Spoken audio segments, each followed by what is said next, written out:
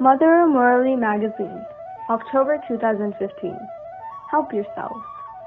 Once, a traveler found himself caught in the desert. Being thirsty, he kept drinking the water he had with him. Gradually, the water jar with him got completely emptied. He still had to cover a long distance, but his thirst had not yet been quenched.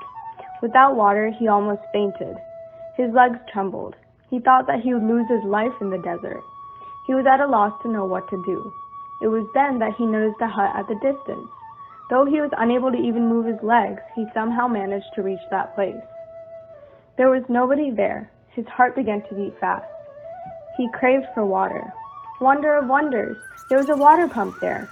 He just could not believe what he saw. He realized that the pump must have been used to draw water from the ground. He therefore gathered all of the energy left in him and with great difficulty began to operate the pump. He exerted all of his effort, but no water came out of the pump. He began to lose hope. As he looked around, he happened to find a small jar filled with water. Eagerly, he moved up to the jar to drink the water. There was something written on top of the jar. If you pour the water in this jar into the pump and then work it, it will draw water.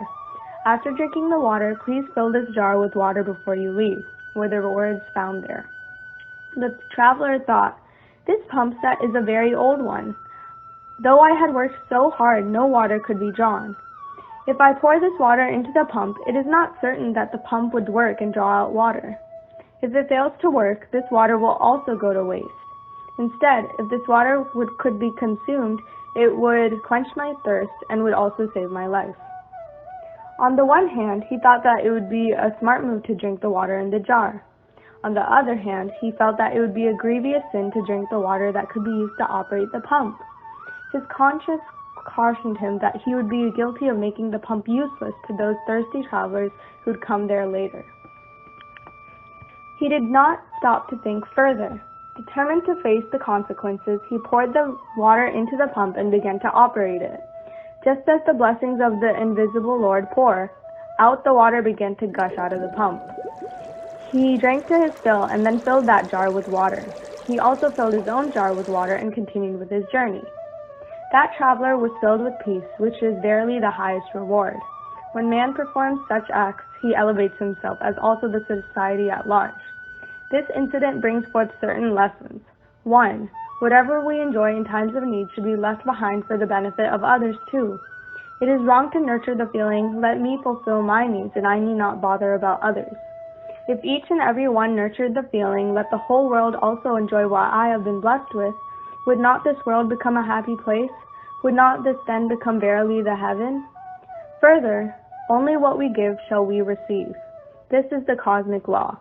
In fact, we receive back only what we give, but it comes back to us multifold.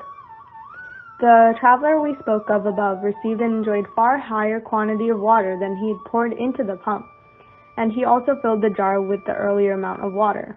Like this traveler, we may also wonder if by giving away we would lose even the little that we have. But there is no truth in it.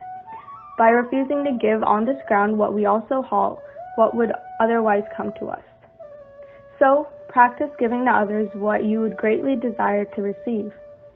Offer not only wealth, but also love and happiness to others. You will certainly find it returned to you multifold. Further, that traveler before leaving the place with water added another line to what was already there.